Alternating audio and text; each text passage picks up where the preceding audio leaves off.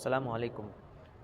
இன்னைக்கு ஒரு விஷயம் நம்ம ரொம்ப முக்கியமாக புரிஞ்சுக்கிற வேண்டிய விஷயம் என்னன்னு பார்த்தீங்கன்னா, நம்மளுடைய இதயம். அதாவது நம்மளுடைய மனசு. நீங்க என்ன வேணாலும் செஞ்சுக்கோங்க. எல்லா விஷயமும் அல்லாஹ்வுக்கு கண்டிப்பாக தெரியும். மறைவாக இருக்கிற விஷயங்கள் கூட தெரியும். அதாவது தெரியாத விஷயங்கள் கூட தெரியும். ஏன்னா அல்லாஹ் ஆலிமுல் கய்ப். அதனால நான் என்ன சொல்ல வரேன்னு பார்த்தீங்கன்னா, இப்போ ஒரு உதாரணத்துக்கு ஒரு மனிதர் வந்து வெள்ளை சட்டை போட்டு ரோட்ல போறான்னு வைங்க. எல்லாருமே அவன மதிப்பாங்க.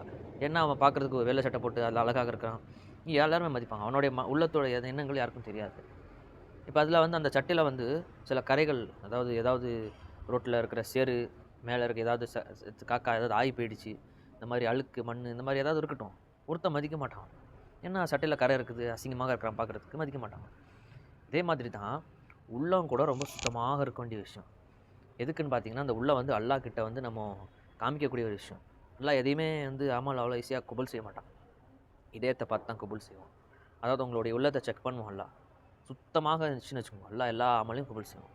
அதில நீங்க குறைவு கொஞ்சம் செஞ்சுட்டீங்கன்னா கூட அல்லாஹ் கபூல் செய்வான். அதாவது மனச வச்சு. அதனால நம்ம உள்ளத்த சுத்தப்படுத்தணும் எப்பவுமே. சுத்தமாக வைக்கணும். இன்னைக்கு பார்த்தீங்கன்னா, நெறைய பேர் மனசுல வந்து எல்லாத்தையுமே சுத்தப்படுத்த நெனைக்கிறாங்க. ஆனா மனச சுத்தப்படுத்த நெனைக்கவே மாட்றாங்க. ஏன்னா அவங்களுக்கு தெரிய மாட்டேங்குது. ஏன்னு பார்த்தீங்கன்னா, மனசுல பல வகையான கெட்ட விஷயங்கள் வந்து இறங்கும்.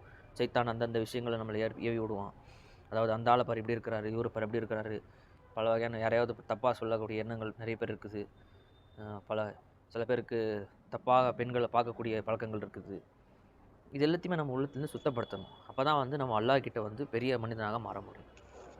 அதனால நம்ம எண்ணங்கள வந்து எப்பவுமே சரி, சுத்தப்படுத்திக்கிட்டே இருக்கணும். நம்ம எப்படி துணிகள சுத்தப்படுத்துறோமோ, அதே மாதிரி எண்ணங்கள கூட சுத்தப்படுத்தணும்.